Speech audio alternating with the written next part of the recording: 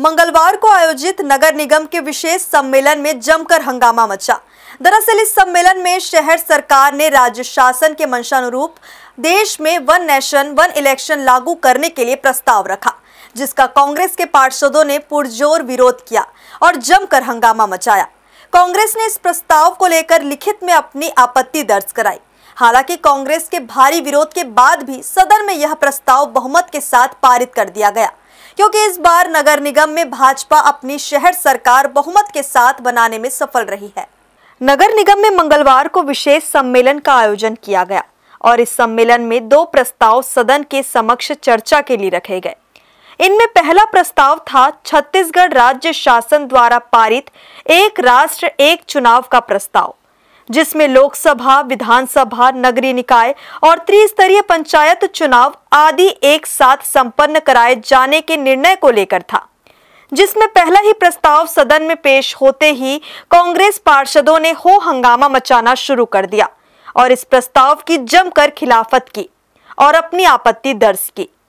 कांग्रेस ने कहा कि वन नेशन वन इलेक्शन महज एक सैद्धांतिक कल्पना है, जिसका कोई भी व्यवहारिक रूप से अस्तित्व नहीं हो सकता।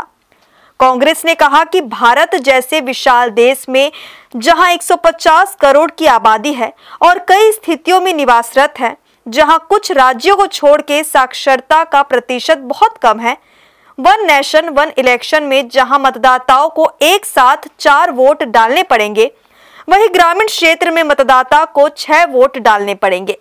ऐसे में वन नेशन वन इलेक्शन से पहले देश को साक्षर करने की आवश्यकता है। कांग्रेस ने इसको लेकर अपनी लिखित में भी आपत्ति दर्ज की। आज विशेष सम्मेलन की बैठक थी नगर निगम की और उसमें 2 प्रस्ताव रखे गए थे, एक वन नेशन वन इलेक्शन और दूसरा एक सड़क का मामला था। तो वन नेशन वन इलेक्शन जो है उसके संबंध में जो है हम लोगों ने एक पत्र के माध्यम से अपने विरोध और अपनी आपत्ति दर्ज करी है, जो मिनट बुक में वो अंकित करके उसको बहुमत से लोगों ने पास किया है। और दूसरा प्रस्ताव जो है वो सड़क का मामला था, तो वो प्रस्ताव भी जो है आधा अधूरा था। कहीं चयन की मांग कर रहे हैं इन लोगों ने और कहीं स्थल निरीक्षण की मांग की है। तो वो अपने आप में जो प्रस्ताव विडम्बना था, तो अंतिम में ये निर्णय हुआ, सभी पार्षदों ने ये कहा कि भाई इसमें केवल दर की स्वीकृति देते हैं, स्थल की स्वीकृति जो है उसके लिए ये प्रस्ताव बाद में लाया जाए और जब निर्णय लिखाया जाएगा तो उस पर यह ध्यान रखा जाएगा कि केवल दर की स्वीकृति हो, स्थल परिवर्तन और स्थल चयन दोनों की स्वीकृति वो बाद में लेंगे, जो वापस बाद में परिषद में इस प्रस्ताव को इनको बोला गया है कि ये लाएं यहाँ पर।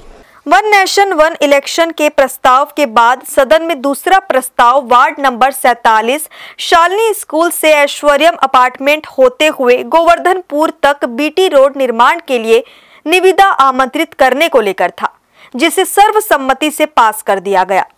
आज जो नगर पालिका निगम रायगढ़ में जो विशेष सम्मेलन का सभा कक्ष में आयोजन था, उसमें 2 एजेंडे थे, 2 प्रस्ताव हमारे पास था।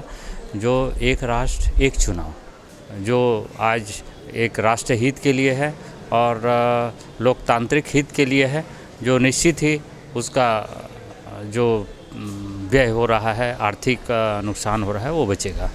हाँ, दूसरा एजेंडा यह था जो कि शालिनी स्कूल से लेकर के 47 नंबर वार्ड और 48 नंबर वार्ड का जो रोड जर्जर है, लोगों के द्वारा बीच में धरना प्रदर्शन भी किया गया था, जिसमें हमारे माननीय विधायक महोदय ओपी चौधरी जी के द्वारा उस रोड के लिए स्वीकृत करा के उस वहाँ का निर्माण कार्य हो, उसके लिए अपने को बजट भेजा गया है और वहाँ का रोड एक व्यवस्थित हो, इस कार्य के लिए आज यहाँ के प्रस्ताव में था।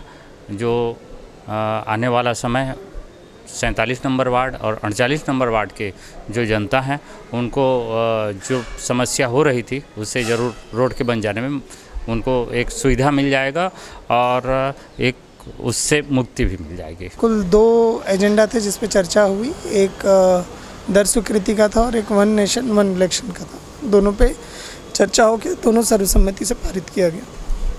चूंकि इस बार नगर निगम में भाजपा बहुमत के साथ जीत कराई है, जबकि कांग्रेस के पास गिनती के ही पार्षद है, लिहाजा सम्मेलन के अंत में पहले प्रस्ताव को भी बहुमत के साथ पास कर दिया गया।